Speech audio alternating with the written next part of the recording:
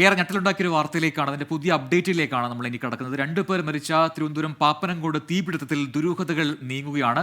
മരിച്ച ജീവനക്കാരി വൈഷ്ണയുടെ ഭർത്താവ് ബിനുകുമാർ തന്നെയാകാം തീ കൊളുത്തത് എന്നാണ് സംശയം.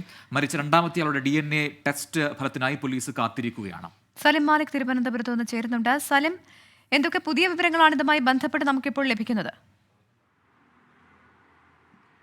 പ്രജിൻ പ്രവിത, ആദ്യഘട്ടത്തിൽ ഈ തീപിടുത്തം ഉണ്ടായപ്പോൾ തന്നെ അതൊരു ഷോർട്ട് സർക്യൂട്ടാണ് എന്നുള്ളതായിരുന്നു പ്രാഥമിക നിഗമനം.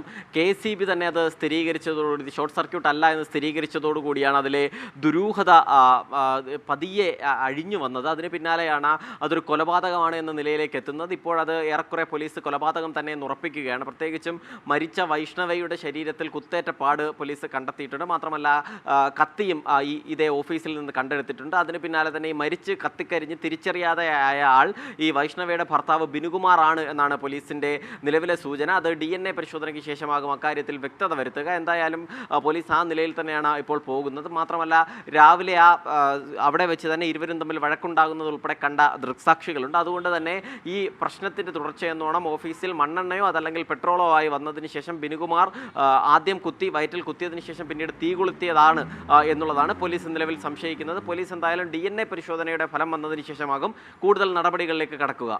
പ്രവിത. ശരി, സലിം മാലിക്കാണ് വിശദാംശങ്ങൾ നൽകിയത്.